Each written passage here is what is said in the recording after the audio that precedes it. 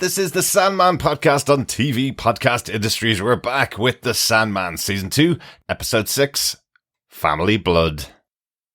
300 years ago, you would have told me that they were simply mortal and would have died later had they not died then. You've changed, Drew. I doubt that. I still perform my responsibilities after all. I don't. You know that. And how do you justify that? Leaving us, killing your friends, abandoning your realm for this.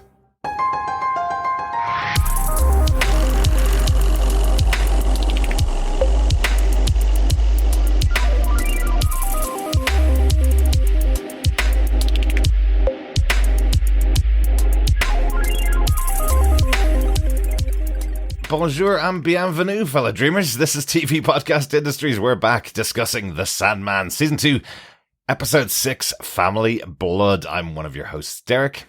Hello there, fellow dreamers or dreamies. I am one of your other hosts, John. A cat loves dreamies. I know. But I want to drink your family blood. Oh, okay. Don't drink anybody's family blood. No. A very emotional episode, the final part of this 3-episode arc. Yeah. Once again, typified by brilliant performances and beautiful music in this episode. Yeah, definitely. Yeah. Really kind of powerful, the whole death of Orpheus, I think. Spoilers. Well, yeah, big spoilers. No, yeah, I think most people will have watched it by now. Quite a while ago, yes. Yes. And they should have read the book back in the 80s, so they should be well spoiled by this stage. Exactly. So, yeah, not really spoiling anything, No. but for sure, yeah, this was a really, really good episode for me. I thought it was really full of punch and emotion, so I really liked it. Absolutely. And I should say, yeah, the music's just really kind of phenomenal. It's just that Sandman tune, but just really rich and lush and emotive, I think. So, yeah, really good. Yeah, gorgeous stuff. Well, we are just back after covering a couple of episodes of Alien Earth, which is currently airing each week over on Disney+. Back discussing our wonderful Sandman show, which we love so much, but are just trying to fit in around our coverage of weekly for Alien Earth. Yeah, and we also had Way of Wakanda as well. We did. We had 4 episodes of that as well. Lots of stuff coming out, but we don't want to neglect covering the Sandman because we Absolutely are really not. enjoying it. But each episode of all of the shows that we're covering are available over on our website at tvpodcastindustries.com. You can pop on over there and get access to each of the episodes as they come out on the main feed. You can also get the main feed over on our Patreon. If you go to Patreon and support us over there, each episode is released there in one feed as well, just in case you want another way to subscribe to the podcast. And we do want to hear your thoughts as we're getting through the rest of the episodes of The Sandman, and we'd love you to email us to feedback at tvpodcastindustries.com with your thoughts about this second and final season of The Sandman, and we'll discuss them on the podcast as we release the episodes. Yes.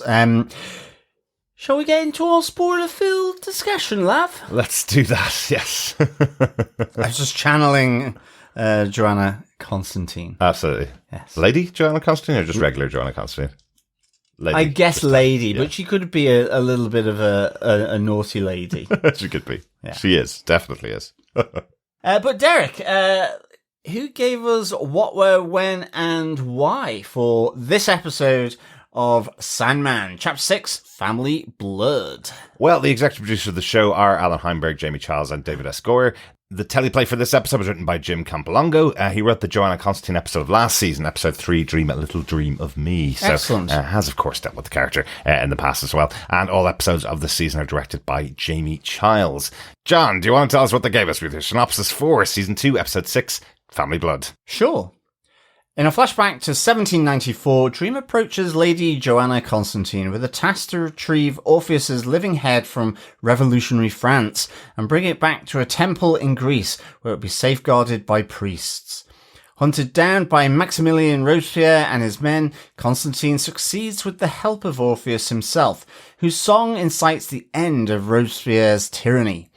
After returning Orpheus's head to his temple, Constantine asks Dream for a chance to visit Orpheus. In the present, Dream and Delirium pass her grave near Orpheus's temple. There, Dream reunites with Orpheus and he discloses the location of Destruction. Dream and Delirium approach Destruction, who welcomes them gleefully. The three discuss Destruction's departure from his duties and his wards, and is the cause of the deaths of Wanda, Ishtar, and the others. He alludes that mortals are capable of great destruction on their own without the need for him being complicit. Despite Delirium's plea, Destruction bids them farewell, imparts some advice to Dream, and gives Barnabas to Delirium to keep her company. With that, he disappears into the sky. Dream and Orpheus reconcile, and upon Orpheus's request, Dream kills him, later mourning him in tears. Elsewhere, the kindly ones condemn Dream for spilling family blood. And so is the title of the episode, Family Blood. Yeah, absolutely. Yeah. What do you think of this one, John, overall? As the second arc. I loved it. I thought it was really emotional. I felt a real connection to this. I think, it's got sort of the infanticide, effectively, the killing of your own child. Yeah. It has, though, the reunion with a long lost brother in Destruction. Mm-hmm. It has Johanna Constantine in it, which is always good. I like the kind of historical reference to revolutionary France and Robespierre, and in particular with the Song of Orpheus that ignites sort of the counter-revolution in effect. So there's just so much going on in this episode, but to me it ties really nicely together, and I like the whole sort of consequence of it really as well, which has implications through, I guess, a large part of the remainder of this season. Really, really good episode for me. Absolutely. And we did it again. I think both of us already said her name wrong. Nice to see Johanna Constantine back in the show. I think 4 seasons of Constantine being the US version of the character on DC TV have warped us completely that we can't call Johanna by her correct name, even though they're very clear in the show that it's Constantine. But it's fine. We do get to talk about her again. It's great to have this wonderful character back once again, played by Jenna Coleman. We'll start there with her in Robespierre's France. We have Lady Johanna Constantine, very close to the last time Morpheus met her for the first time through hobgaddling. So this is a couple of months afterwards. He comes back to ask a favour from Lady Johanna Constantine, and because it's in Robespierre's France, if anybody knows anything about revolutionary France, being a lady or a person of the upper echelon of society is not a good thing to be in France. Absolutely not. At that particular time. I was hoping to see a flash of the Scarlet Pimpernel, actually. Flying across in the background. Yeah, I kind of thought that would be very much a Neil Gaiman thing to do. I think he may be somewhere in the comic books during Revolutionary France. I mean, this was really good. I like the fact, he's going back to Witch Cross to sort of ask for help from Johanna Constantine. Mm-hmm. I like that she goes, well, is it dangerous? And he's like, it is dangerous, because as you say, she is a lady, in terms of being, from the upper classes of British society, at least, going into revolutionary France, where they have just lopped the head off their upper classes and ruling class, indeed. So this is really good, and I think I just like how it gets, it's ultimately in post-revolutionary France, and it's just got a nice canter to it, this whole section, because I like the fact that Robespierre, this is all kind of, this revolutionary element, it's all around, just post the Enlightenment. It is all these sort of scientific advances, the sort of the beginnings of some big theories that develop and get proven in the scientific method. And this whole notion for Robespierre that he must secure the revolution. It's not just the lopping off of the heads of the king, the queen, the royalty, the dukes, and so on, but it's it's also about putting an end to myth, legend. You know, he says, creating a world of reason, and anything that threatens France and this, I will destroy it. And for him, the singing head of a Greek myth is absolutely a clear and present danger for Republican, rational Robespierre, that is overseeing this, this real bloody part of the revolution. He is the one that enacts the guillotine. It is securing the revolution. Absolutely. It's securing the power base that has happened in Paris. And so this is really, just so well done. And then I like the fact that Johanna Constantine, now Robespierre does sort of ultimately reason it out, because where do you hide a severed head in amongst all the other severed heads that has happened as a result of his kind of program? Really, it's a really good idea. You know, hiding it in plain sight almost, but it also shows the brutality of the year, exactly as you say, John. You know, that an entire room full of severed heads, where you can hide another severed head, and there's so many in there that it can be lost. You know, love that. I also kind of love that Johanna gets the mission from Morpheus to go and get the head of Orpheus. He doesn't really explain who Orpheus is, but says it's very dangerous, and we see her after the mission. So the mission itself isn't the complicated part. It's just actually surviving in revolutionary France at this time is the dangerous part. It's getting herself out of revolutionary France, because it is on alert, not just because it's in a revolutionary state.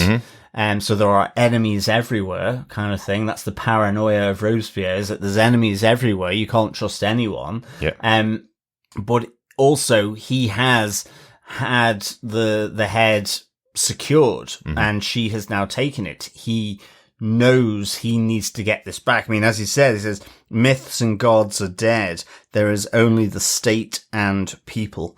And it's just really good at like that kind of pure absolutism from Robespierre that ultimately then, as he finds the severed head, as he forces Johanna Constantine to take him to the room of severed heads, she picks it out, and you get another beautiful song from Orpheus, sung again in Greek, which is just really, really nicely done.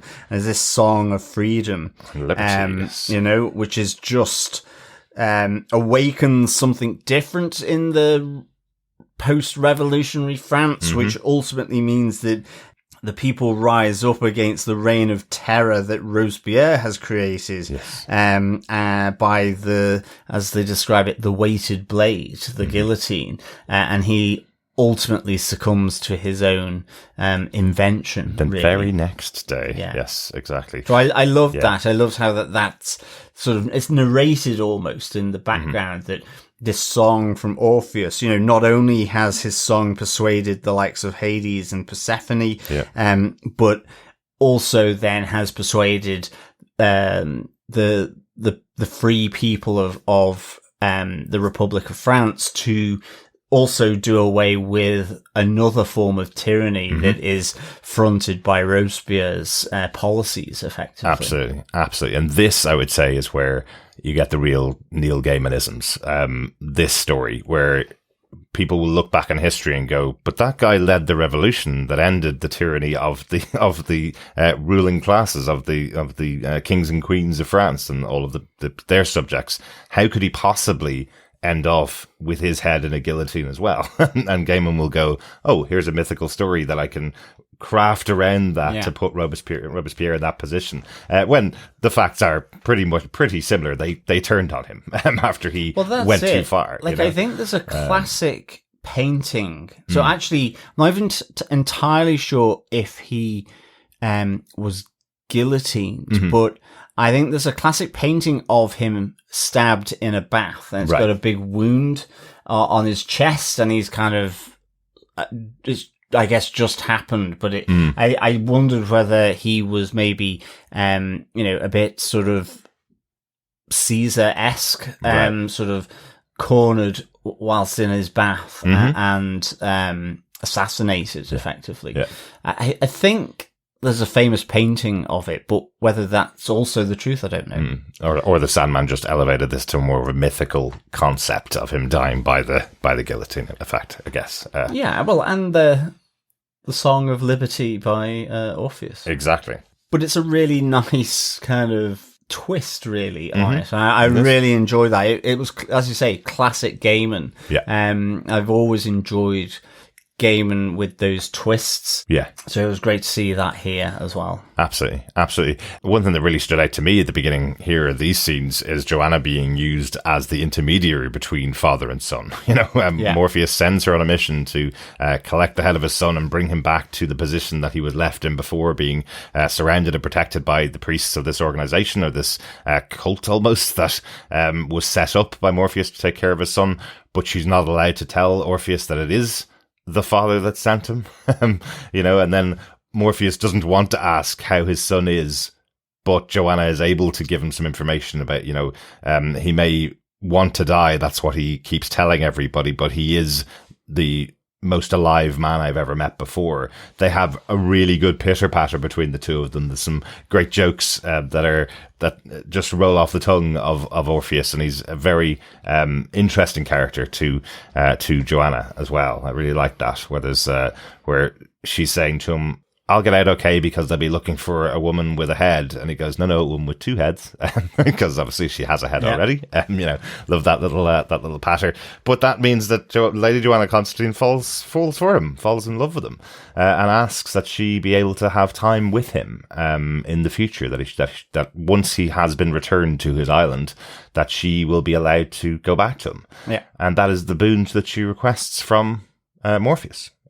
We see, and it's there in the synopsis, we see that when they do arrive on the island later, that the body of Johanna Constantine is buried on the island, close to the head of Orpheus. So she does get her wish in some sense in the future, even though he says she'll not see him again. Yeah. No, absolutely. Although, like father, like son, that's what Morpheus seems to tell everybody. You'll never see me ever again, and then sees them a week later. Exactly. So, yeah. But ultimately, she is successful and gets Orpheus out of France and to a protected island off Greece. You have the arrival then of Dream and Delirium at Orpheus's temple, where you kind of get the start of this real kind of touching and emotive reunion between father and son, but ultimately it's tragic. Absolutely. Because of what is to come, and what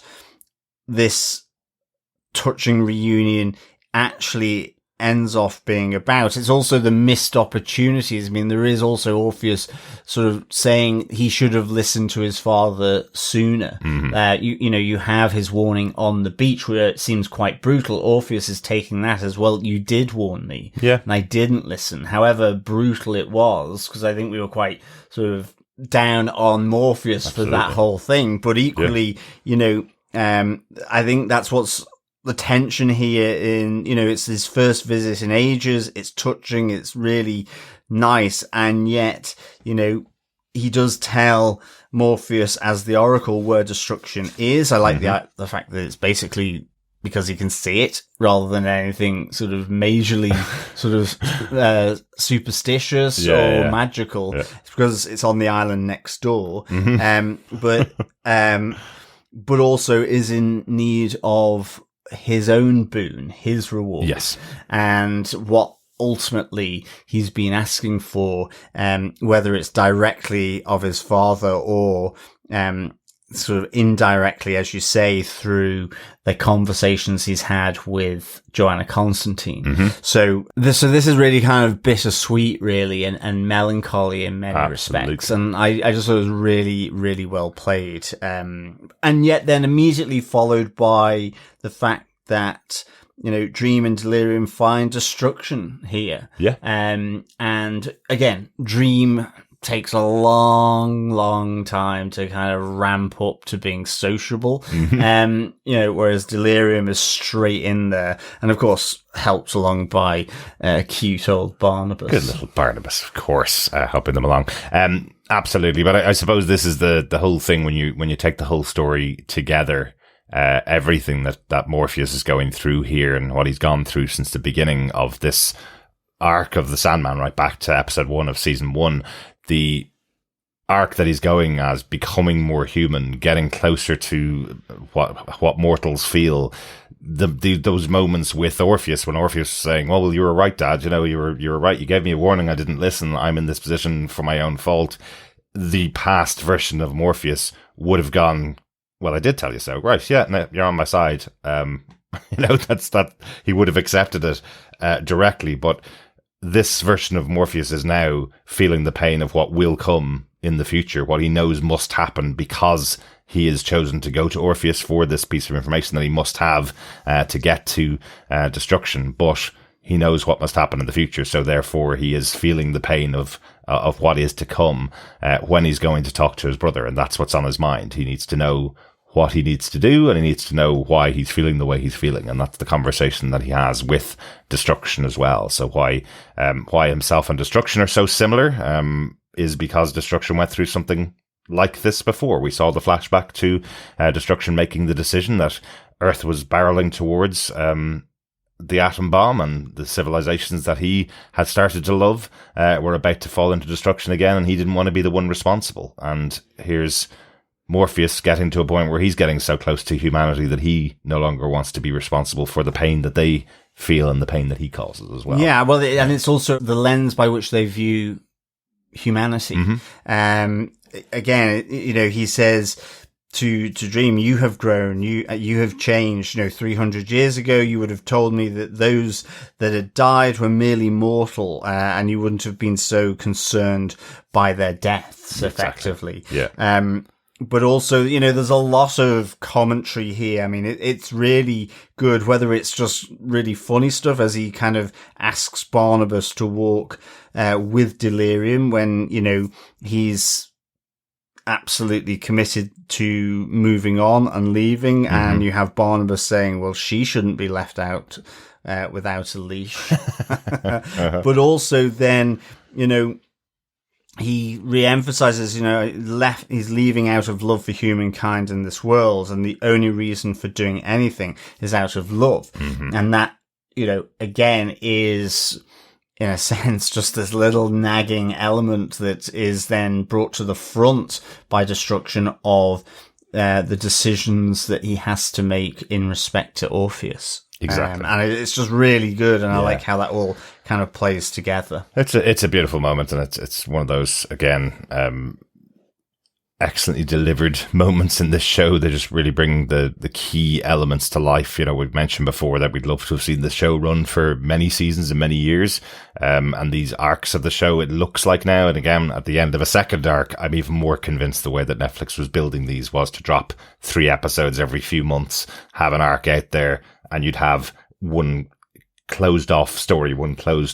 And these moments here where we have this particular arc of Morpheus and Delirium looking to find their brother Destruction. It's starting out with the death of characters across the world that could have been leading them to destruction, and then ending with them finding destruction. Him saying, well, I've caused too much destruction. I need to leave Earth.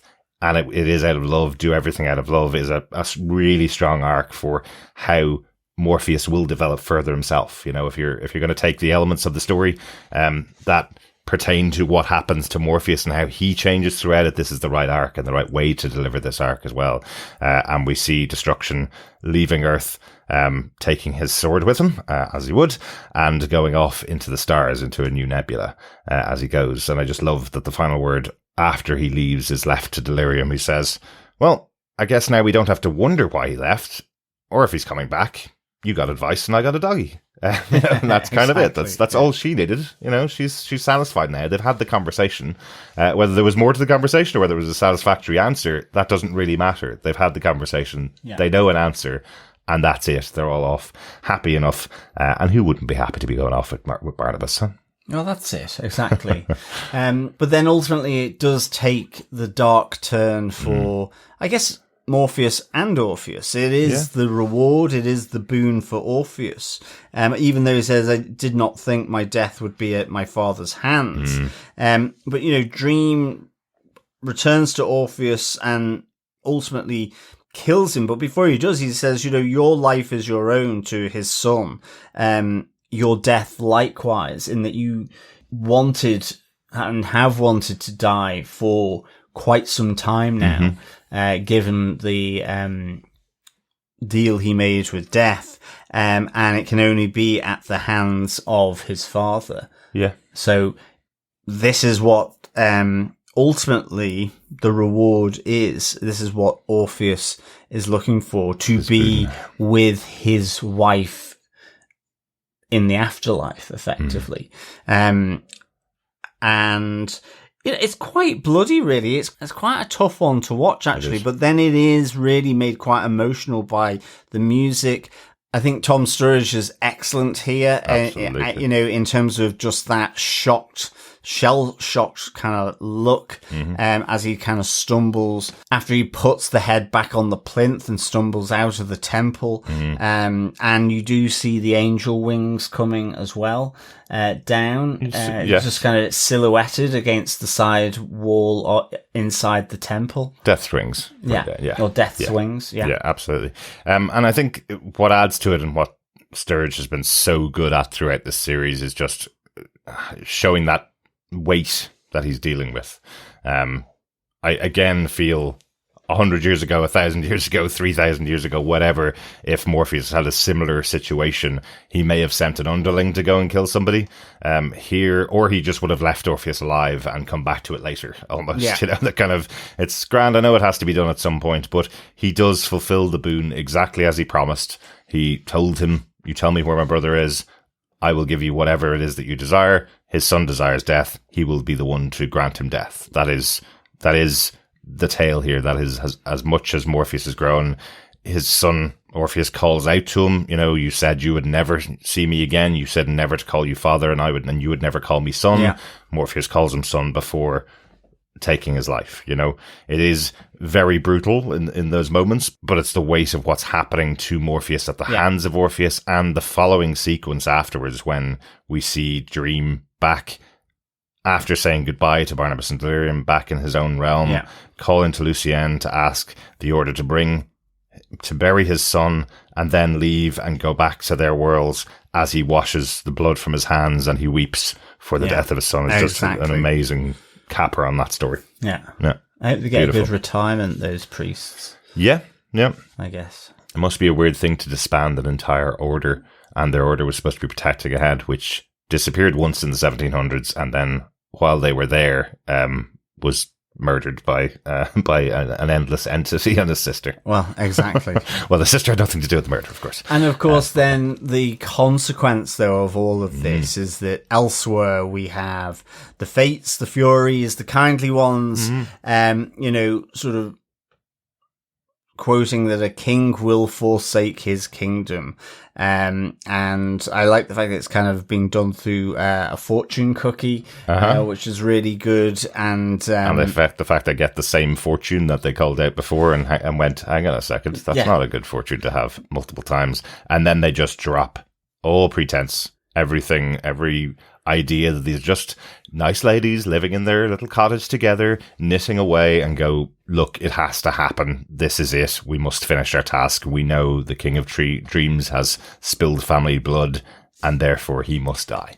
And that's it. I love that they just drop that. It's just, it's a really interesting way of dealing with these characters where their whole lives just seem really weird, really unusual, because they're just sitting around normal, having tea, having coffee, and then suddenly click of the fingers and they are the kindly ones. They are the Furies. They are the ones that will complete this task that has been set in front of them because of Dream killing his son. Yes, exactly. Ooh. So big episode. Derek, what did you think? And a big end to the arc. Yeah. Absolutely. Yeah. I thought this was a brilliantly executed episode. Really, really loved this. I was in tears by the end of the episode with what had to happen to Orpheus, and how far, I suppose, the character of Morpheus has come to this point. I think they've just delivered a great story overall. As I said before, if it had to be 2 seasons, take the best you possibly can from all the issues of the comic and all the side stories and put it all together like they're doing with this show. I think this is a really excellent arc. John, how about yourself? What did you think of this episode of The Sandman and this arc? Yeah, I absolutely really enjoyed this weighty episode. I'd give it 5 furious, fateful knittings out of 5. I just, as I said, at the top of this, I just liked the whole historical element, the little Neil Gaiman twist around a historical or well-known story, and through revolutionary France. I thought, you got the real sort of weighty end moments of Dream finally confronting his brother Destruction about why he left his realm, his duties and so on, but also the changes that have occurred on them both since he left, but in particular the ones that Destruction notices of Dream. And I think it's all then, comes to a pinnacle with just that really tragic father-son reunion, but ultimately what that means with the death of Orpheus at the hands of his father. And then sort of that immediate little intrigue with the Furies, the Fates, and them realizing that family blood has been spilt and a kingdom is being forsaken by its king. So just really, really good. But again, it's just a lot of different things here seem to just connect, link in with the whole consequence of this that it is going to come from the kindly ones, the likes of, the only reason for doing anything is out of love. So, Morpheus's reason here, even though it brings about the fury of the Fates, is out of love, and, that your life is your own, as is your death. Does that equally apply to Morpheus? He has the choosing of his death, not the Fates. So I don't know. I mean, I don't know, but it all felt nicely cylindrical in a sense. Yeah. And reflective of all this stuff. So yeah, absolutely, really enjoyed this. 5 furious, fateful knittings out of 5. Fantastic. Imagine being sat down, doing your little crochet, or you're knitting your winter scarf, and then suddenly having to sort of put that down in order to deal with your main job. Your real job, yes. Yeah. Exactly. Which is being a fury or a fate. And I am very excited to get into what really is the last arc of The Sandman as we go on to episode 7, because I'm really excited to see some of the stuff that will be revealed to you, John, about this tale of Morpheus as well. Excellent. Really good stuff. I'm really looking forward to it. Fantastic. But before we get there, we will go to some feedback from our wonderful, wonderful fellow dreamers. First up, an email in from Coffee and Vodka, who says, "Greetings, fellow head-hunting defenders. This may be the shortest of anything that's to be said. A fantastical episode beginning the ending of an endless. It was nice to see Joanna again, nicer to see the bonding of Delirium and Barnabas, and just about everything else wasn't quite so nice, though properly and beautifully depicted. Tragedy is as tragedy does. 5 dooming boons, endless regrets, and split ends out of 5. Peace and take care, Coffee and Vodka." Good stuff, Coffee and Vodka. No, absolutely, 100% agree with that assessment. Really pitch perfect episode. Absolutely. Thanks, Coffee and Vodka. Yeah, thanks, Coffee and Vodka. Over on Facebook, Dr. Bob Phillips says, "Well, I have a new favourite fictional character. I would quite like to be incarnated with the style, attitude, and body of Destruction, but perhaps a tad more poetic skill. Don't understand at all what his realm is or was, but honestly, I don't care. Just watching and looking. To have him and Johanna Constantine in an episode really is just providing a buffet of perfection, isn't it? Love this tale and its leavening into the growing development of Dream and the family Endless. Is the moment approaching where their surname finally fails them?" Yeah, the next arc will tell. Yeah, absolutely. Yeah, I'm with you here all day, Dr. Bob. I think it's just a great tale here, and seeing that development of Dream and being sort of pointed out by not only his son, but from his brother, was really, really good. How about the question here from Dr. Bob about what Destruction's realm is or was? Do you have an indication of what you think that is from the show, or?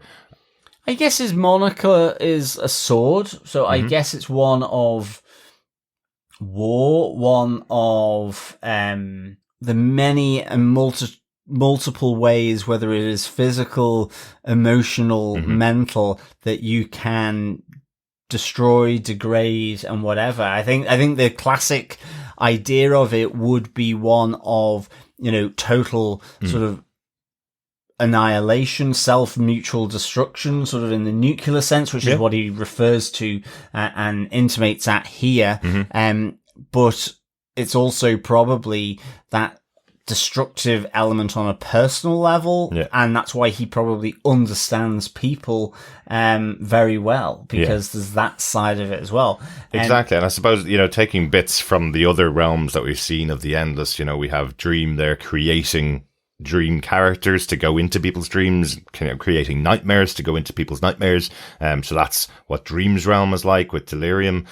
With her realm, people fall into her realm when they become delirious for whatever reason, whether that's drugs or alcohol, or whether that's, the breaking apart of their lives, they'll fall into her realm and see parts of it.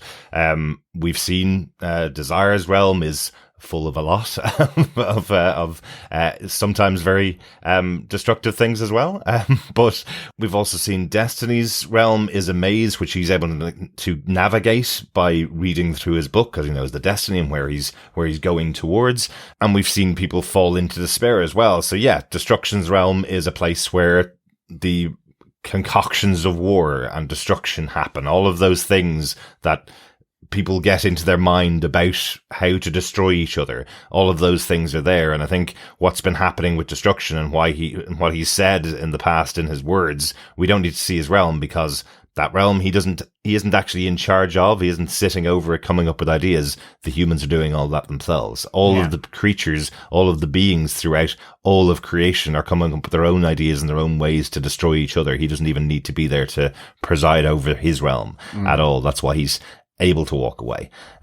And as he says in this episode, it's out of love, as everything should be. He's walking away because he loves the creation too much to be able to be the one that's being even considered to be responsible for all of their destruction. So it's a really interesting idea that we don't get to see the realm, but by taking pieces of all the other endless realms, we can kind of have an idea of what it may have been like when he was there. Yeah, absolutely. I think it's it would have been nice to see it in order to be able to visualize it. But equally, I think it's one that he's saying it's visualized in what happens to people. In the same way that Destiny's really doesn't smack of destiny. It's just different pathways and choices. So, I guess equally Destructions could be the same way. It's just the paths all lead to destruction, however they are conceived. So, good stuff. Thanks, Dr. Bob. Also, Donald Dennis has this to say: chicken and telephone flavoured ice cream. Yum. Also, Dream's Duckface is still off-putting. Otherwise, it is a great series. Very good. Yes. Well, Delirium did have to come up with some very different flavours of ice cream. So chicken and telephone flavoured. Why not? Indeed. Excellent. Thanks, Donald. Thanks, Donald. Paul Tenchi Lee says, Jenna Coleman returns this episode. Not at all show related, but this just makes me wonder just how the Constantine line manages to keep going. Presumably, Lady Johanna had at least one kid and passed the family business on, unless it went through a niece or nephew, which would imply that the entire clan Constantine knows that someone in each generation becomes that one. This is the saddest episode of the show so far. I don't recall feeling this sad when reading the comics, either when it originally came out or in any subsequent rereads. Oof. Did I imagine the sound and shadow of wings coming from Orpheus's chamber once Dream comes back out? I would like to think that it's death coming to take him, though that was all muddled in episode 5 when he went to her realm and got this weird promise from her that I don't recall in the comics. I know how Dream's story goes in the comics, and because they kept in Lysa having a dream baby, the rest of the season will get even darker. Have to fortify myself before I watch the next 3 episodes. Maybe I'll watch some Wednesday season 2 first. Wednesday season 2 has a little bit of darkness in it too, but it's comedy darkness. It's comic darkness. Yeah.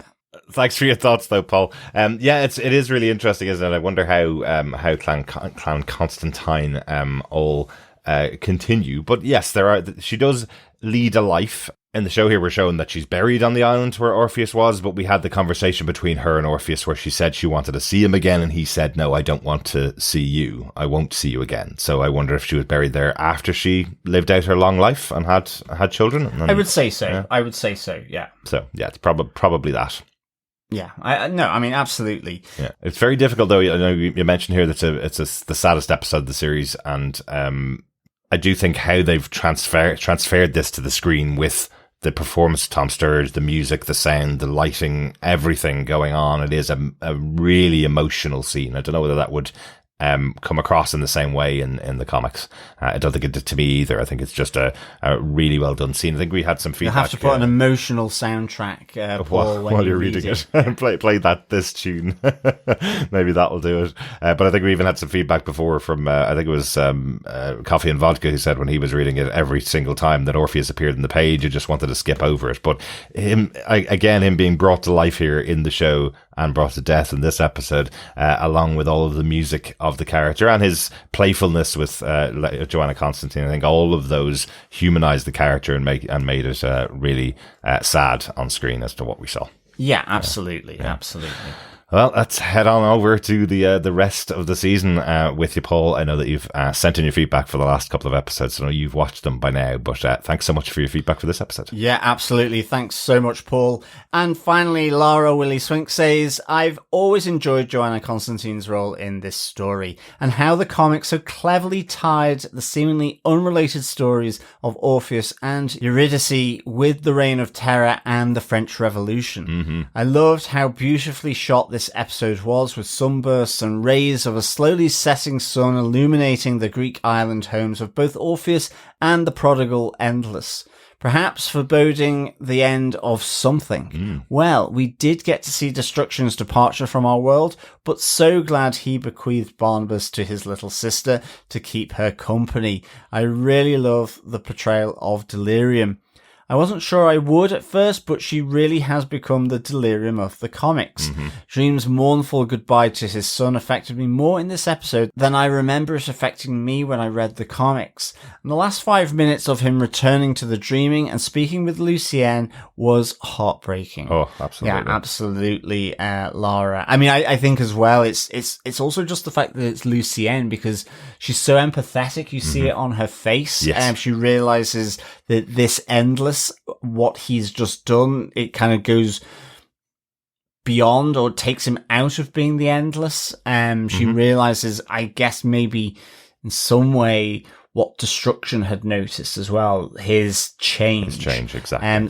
And she's always empathetic around it. So I just thought it was really, really a great kind of moment between these two, even though, as you say, it was heartbreaking. Yeah, they really captured this strong scene here. Brilliant stuff. Thanks so much, Lara, and thanks everybody for your feedback for this episode of The Sandman. Yes, thanks, fellow dreamers, and Lara for the final feedback. That was really good. Yes, and thank you also, fellow dreamers, for joining us to listen to the podcast as we delved into episode 6 of season 2, Family Blood. Please stay subscribed, because we will be up next with Sandman episode 7, Time and Night. Absolutely, yes. Looking forward to continuing and starting the next arc of The Sandman. Thanks so much for joining us. We'll talk to you again next time. Yes. Thank you, fellow dreamers, for joining us. And until next time, though, of course, keep watching, keep listening, and keep yourselves dreaming. Bye. Bye.